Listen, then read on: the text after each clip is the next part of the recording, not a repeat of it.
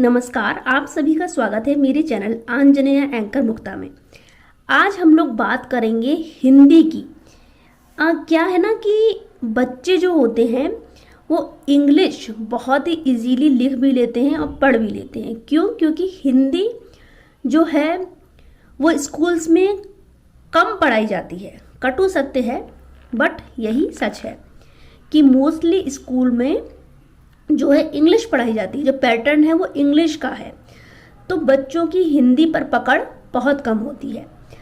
अब क्या होता है कि जब हिंदी पढ़ाई जाती है तो बच्चों को बस मात्राएं बताई और शब्द पढ़ाना शुरू कर देते हैं, तो बच्चे कभी भी मात्राओं को नहीं समझ पाते और वो शब्दों को सही से नहीं पढ़ पाते और ना ही लिख पाते हैं। तो आज का ये वीडियो बनाने का मेरा मोटिव यही है कि बच्चे सही से सबसे पहले मात्राएं समझें और उसके बाद शब्द पहचानें, तब जाके वो शब्दों को लिखना और पढ़ना शुरू करें। इस वीडियो को लास्ट तक पूरा देखिएगा। आई एम श्योर कि बच्चे बहुत ही अच्छे से मात्राओं को समझेंगे और साथ ही साथ शब्दों को पढ़ेंगे और लिखेंगे भी। तो चलिए वीडियो को स्टार्ट करते हैं। अब सबसे पहले ये समझना होगा कि ये क्या है। ये सिर्फ अक्षर नहीं है, ये स्वर है। इन्हीं पर मात्राएं लगनी है, यानी इन्हीं से मात्राएं बनती हैं। करेक्ट? तो सबसे पहले स्टार्ट करते हैं कि आखिर स्वर कितने होते हैं। पहला ज्ञान बच्चे को ये देना है। काउंट कीजिए, 1 2 3 4। आप लोग ये मत सोचिएगा कि मैं इंग्लिश में काउंट कर रही हूँ। इंग्लिश में मैं इसलिए काउंट कर रही हूँ क्योंकि बच्चों के लिए ये चीज़ें इजी होंगी। अगर आप काउंट भी हिंदी में करवाएंगे, शब्द भी टिपिकल देंगे, मात्राएं भी बनवाएंगे, तो बच्चा बहुत कंफ्यूज होगा। तो इसके लिए जो लैंग्वेज आपका बच्चा यूज़ करता है उस लैंग्वेज में आप पढ़ाइए। अगर आपका बच्चा हिंदी यूज़ करता है तो आप उसे हिंदी में हिंदी पढ़ना सिखाइए। अगर आपका बच्चा इंग्लिश बोलता है तो आप उसे इंग्लिश में हिंदी का ज्ञान दीजिए। अगर आपका बच्चा कन्नड़ा बोलता है तो आप उसे कन्नड़ा में हिंदी का ज्ञान दीजिए। यानी नॉलेज दीजिए बट उसे कॉम्प्लिकेटेड मत बनाइए। करेक्ट? चलिए स्टार्ट करते हैं कि कितने स्वर होते हैं। काउंट कीजिए, 1 2 3 4 5 6 7 8 9 10 11। यानी स्वर कितने होते हैं? 11 स्वर होते हैं। यहाँ हम लोग राइट कर देते हैं कि 11 स्वर होते हैं। पहली चीज क्लियर हो गई। स्वर कितने? टोटल 11। अब बच्चों को मात्राएं सिखाइए। यहाँ से देखिए, आ की कोई मात्रा नहीं होती है, तो आप हिंदी में भी लिख सकते हैं कोई मात्रा नहीं। मैंने लिखा है नो मात्रा। अब आ की जो मात्रा होती है वो ऐसी होती है। बच्चे को सिखाइए, ऐसे डैश करके एक वर्कशीट बनाइए, वो बच्चे को दीजिए, उससे पढ़वाइए, उसे समझाइए कि ये जो है वो आ की मात्रा है, बड़े आ की। ये छोटी ई है, इसकी मात्रा ऐसी होती है। ये बड़ी ई है, इसकी मात्रा ऐसी होती है। ये छोटा ऊ है, इसकी मात्रा लाइक स्लीपिंग 9 है। करेक्ट? सोता हुआ 9। ये जो है बड़ा ऊ है, ये भी सोता हुआ 9 है, स्लीपिंग 9 है, बट ये उल्टा सो रहा है। करेक्ट? ऐसे बच्चों को थोड़ा सा इंटरेस्टिंग लैंग्वेज यूज करके सिखाइए। ये र की मात्रा होती है। अब ये हुआ ए, छोटी ए की मात्रा ऐसी होती है, और ये है बड़ी ए की मात्रा ऐसी होती है। ये है छोटा ओ, इसकी मात्रा ऐसे बनेगी और बड़े ओ की मात्रा ऐसे बनेगी। तो बच्चे को ऐसी वर्कशीट रेडी करके दीजिए और उसके बाद बच्चे को डेली 2-2 स्वर दीजिए। पहले ये छोटा आ और बड़ा आ एक शीट पर बना के दीजिए और उससे बोलिए कि इनकी मात्राएं लिखे। तो वो यहाँ लिखिएगा नो मात्रा, यानी कोई मात्रा नहीं है। अब बड़े आ की मात्रा वो ऐसे बनाएगा बच्चा। उसको बोलिए 5 टाइम, 5 बार आपको मात्रा लिखनी है। अब छोटे ए की बड़े ए की दीजिए नेक्स्ट डे। थर्ड डे आप उसको छोटा ऊ बड़ा ऊ दीजिए। 4th डे ये, 5th डे ये, 6 ये, ऐसे करके डेली सबसे पहले बच्चों को मात्रा की अच्छे से पहचान करवाइए, यानी मात्रा सिखाइए। जब वो मात्राएं देखेगा, समझेगा, तब वो आगे बढ़ पाएगा, यानी जब बच्चा इन्हें पहचानने लगेगा, ठीक है, तब हम लोग जाएंगे नेक्स्ट वर्कशीट पर। नेक्स्ट में क्या करना है कि हमें एक अक्षर लेना है। जस्ट सपोज मैंने लिया ला। अब बच्चे को यहाँ ला के साथ प्लस लगाइए और यहाँ एक ऐसे करके बड़े आ की मात्रा लगाइए डंडा बना के। अब बच्चे को बोलिए कि बेटा इन दोनों को मिला के क्या बनेगा, तो बच्चा यहाँ सीधे से लिखेगा बिना किसी कॉम्प्लिकेशन के ला। अब बिल्कुल ऐसे ही आप यहाँ नेक्स्ट फिर से लिखिए ला और फिर से प्लस लगाइए और यहाँ छोटे ई की मात्रा लिख दीजिए। उसके बाद बच्चे को बोलिए कि अब बताओ बेटा क्या बना, तो बच्चा यहाँ बताएगा ये बना ली, नॉट ली, इट्स ली। अब नेक्स्ट बच्चे को आप दे सकते हैं यहाँ ला और उसके साथ ही छोटी ए की मात्रा। अब बच्चे को पूछिए बेटा क्या बना, बच्चा यहाँ बहुत ही इजीली लिखेगा ले। इसी तरीके से आप बच्चे को सारी मात्राएं लिखवाइए। सबसे पहला काम ये करना है, उसे अक्षर नहीं देने, कुछ नहीं देना। सबसे पहले मात्राएं चढ़ाना सिखाना है, मात्राएं लगाना सिखाना है, मात्राओं का यूज सिखाना है। तो उसके लिए आप अक्षर एक ही लेंगे, करेक्ट। अक्षर यहाँ चेंज मत कीजिएगा। जैसे सपोज मैंने ला लिया है, आप का ले सकते हैं, हा ले सकते हैं, कुछ भी।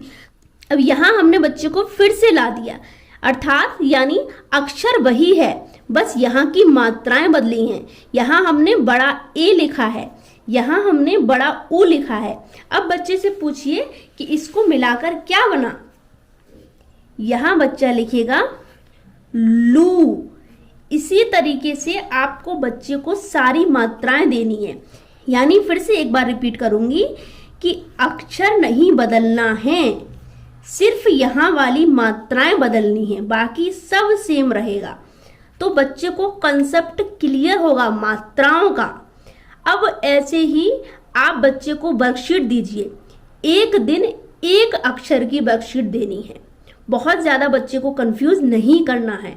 एक साथ सिखाने की कोशिश करेंगे तो बहुत दिक्कत हो जाएगी, है ना। अब आप नेक्स्ट डे या जब भी आपको देना है बच्चे को हिंदी सिखानी है जब भी, तो आप यहाँ का ले लीजिए, ठीक है। का के साथ भी वही सेम करना है।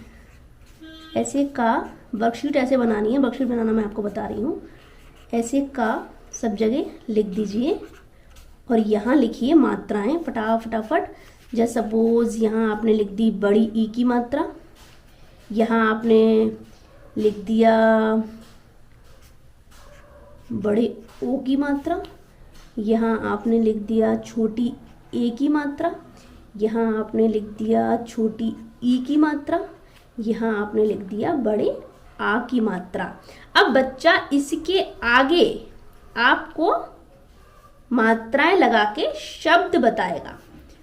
तो ऐसी वर्कशीट अपने बच्चे को बनाकर दीजिए, ये उसके लिए बहुत ही इजी होगा और बच्चा बहुत ही आसानी से, बहुत ही इंटरेस्ट के साथ मात्राएं सीखेगा। ये हुई पहली वर्कशीट। अब यहाँ क्या करना है, यहाँ बच्चे को कुछ भी राइट नहीं करवाना है अभी, करेक्ट। सिर्फ बच्चे से मात्राओं का ज्ञान करवाना है। तो उसके लिए यहाँ मैंने लिखा है आ के आगे नो मात्रा, यानी कोई मात्रा नहीं है, पर स्वर सब में है। बोल कर देखिए, मात्रा नहीं है पर स्वर है, स्वर कहीं नहीं गया है, स्वर यही है। अब आया बड़ा आ, बड़े आ की मात्रा ये होती है। तो यहाँ बच्चे को कुछ राइट नहीं करना है, उसे सिर्फ मात्राओं पर टिक लगाने हैं, निशान लगाना है कि मात्रा कहाँ है, मतलब उसे समझना है, उसे समझाना है आपको कि मात्रा कहाँ है। तो उसके लिए बच्चे को बोलिए कि जहाँ जहाँ आपको ये दिख रहा है, बड़े आ की मात्रा दिख रही है, वहां सिर्फ एक टिक लगा दो। तो बच्चे ने देखा नाम, वो यहाँ एक छोटा सा टिक लगाएगा। आम, यहाँ छोटा सा टिक लगाएगा। राम, यहाँ छोटा सा टिक लगाएगा। अब छोटी ई की मात्रा, दिन गिन हिल, यहाँ छोटा सा टिक। जहाँ जहाँ मात्राएं हैं बड़े ए की मात्रा, वहाँ बच्चा सिर्फ टिक लगाएगा, कुछ नहीं राइट करना है, अभी कुछ नहीं पढ़ना है। उसको बोलो अगर पढ़ सकते हो इजीली तो पढ़ो, वरना सिर्फ टिक लगाओ। आपने एक चीज़ और ध्यान दी होगी कि मैंने यहाँ जो शब्द यूज़ किए हैं वो डेली लाइफ में यूज़ होने वाले शब्द यहाँ लिखे हैं। देखिए, नाम, आम, राम, दिन, गिन, हिल, हट, चल, नल, जीत, छीन, झील। मैंने बच्चों की हिंदी की बुक्स देखी, उसमें इतने टिपिकल शब्द थे कि बच्चे उन्हें कैसे पढ़ें, जिन्हें हिंदी आती नहीं, जिन्हें मात्रा पता नहीं, वो उन शब्दों को कैसे पढ़ेंगे, उन शब्दों का मतलब कैसे समझेंगे। तो मैंने वो शब्द यूज़ किए हैं जो लोग हिंदी बोलते हैं वो तो यूज़ करते हैं, बट जो लोग हिंदी नहीं भी बोलते हैं वो कहीं ना कहीं इन शब्दों को सुनते जरूर होंगे। मतलब बच्चों को ना ऐसी चीज़ें मतलब बुक्स में दी है। अब मैंने देखा ग्रह, बच्चे को कैसे पता होगा ग्रह का मतलब क्या है। तो ऐसे शब्द दीजिए जो कि उन्हें समझ में आए। अब एक मैंने पढ़ा था कृषि, बच्चे ने यहाँ फार्मिंग सुना है, कृषि तो उसने कभी नहीं सुना। उसने हाउस सुना है, ग्रह तो उसने कभी नहीं सुना। तो वो कैसे समझेगा जब वो शब्द ही नहीं समझ रहा, तो मात्राएं कैसे समझेगा। पहले शब्द तो नॉर्मल लीजिए जिन्हें वो समझे, तब मात्राओं तक पहुंचे बच्चा। ठीक है, अब यहाँ आगे बढ़ते हैं। ये है ऊ की मात्रा, यहाँ उसको सिर्फ टिक लगाना है। समझ गए आप लोग, लिखना नहीं है अभी। ये है बड़ा ऊ, यहाँ से बच्चा ऐसे करके टिक लगाएगा। ये आया री की मात्रा, यहाँ सिर्फ टिक लगाना है जैसा उसको यहाँ दिखे। उसके बाद नेक्स्ट वर्कशीट बच्चे को देनी है। जब उसने फर्स्ट वाली, ये वाली क्लियर कर ली, ये पैटर्न उसे क्लियर है, ये पैटर्न उसे क्लियर है, और ये पैटर्न बच्चे को क्लियर है, ये वाला, तब जाके बच्चे को मात्राएं लिखने के लिए देनी है। ये है वर्कशीट नंबर 4, करेक्ट। ये फर्स्ट, ये सेकंड, ये थर्ड, ये फोर्थ। तो फोर्थ में अब क्या करेगा बच्चा, अब यहाँ बच्चा आ की मात्रा लिखेगा। तो यहाँ कोई मात्रा नहीं है, तो वो फटाक से यहाँ बच्चा क्रॉस लगाएगा। अब आ की मात्रा कैसी होती है, बच्चा जल्दी से लिखेगा। ई की मात्रा कैसी होती है, छोटी ई की मात्रा, बड़ी ई की मात्रा, छोटे ऊ की मात्रा, बड़े ऊ की मात्रा, री की मात्रा, छोटी ए की मात्रा, बड़ी ए की मात्रा। अगर ये वाली वर्कशीट बच्चा सही से कर देता है, वर्कशीट नंबर 4, तब आप समझ लीजिए कि आपके बच्चे को स्वर का ज्ञान हो चुका है और मात्राओं का भी ज्ञान हो चुका है। अब बारी आती है बच्चे से शब्द पढ़वाने की। राइटिंग अभी भी नहीं करवानी है। यही गलती होती है कि बहुत सारी चीजें बच्चों को एक साथ दी जाती हैं और वो कंफ्यूज हो जाते हैं और वो डरने लगते हैं, नहीं समझ पाते हैं। जो नॉलेज है, जो ज्ञान है, वो धीरे धीरे दीजिए। एक साथ सारा ज्ञान भरने की कोशिश करेंगे तो बच्चा उसे नहीं ले पाएगा। ठीक है, अब बच्चे से शब्द पढ़वाइए। जैसे कि कुछ शब्द मैंने यहां भी लिखे हैं। ये शब्द जो हैं वो ए की मात्रा है, छोटी ए की मात्रा। तो यहां क्या है, खेल, केला, रेल। शब्द देखिए जो बच्चे यूज करते हैं डेली लाइफ में। अगर बच्चे हिंदी नहीं बोलते हैं, कोई और लैंग्वेज बोलते हैं, तो कहीं ना कहीं ये शब्द सुनते जरूर होंगे। यानी ऐसे शब्दों का चयन कीजिए जिन्हें बच्चा सुनता हो और समझता हो। अब देखिए, बड़ी ए की मात्रा पैर, पैदल, मैला। छोटी ओ की मात्रा रोज, मोर, गोरा। बड़े ओ की मात्रा पौधा, मौज, सौ। तो सबसे पहले हमें क्या करना था, पहला पैटर्न बच्चे को स्वर सिखाने हैं।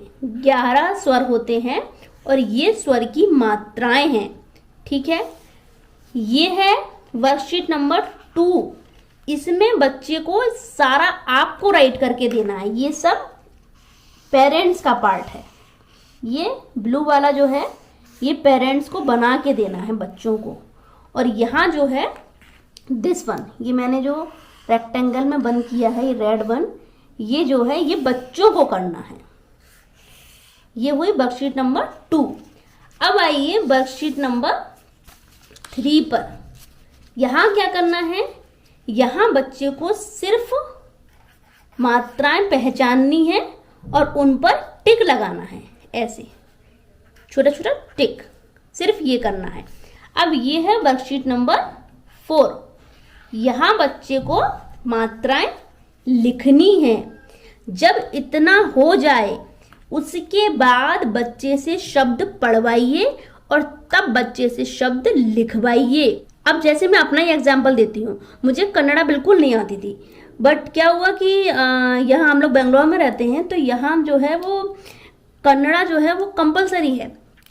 तो अब कैसे पढ़ा है, मुझे तो आती ही नहीं थी, तो मैंने भी कन्नड़ा सीख ली और अब मैं भी कन्नड़ा पढ़ती हूँ और समझती हूँ। बट उसके लिए मैंने स्टेप्स फॉलो की।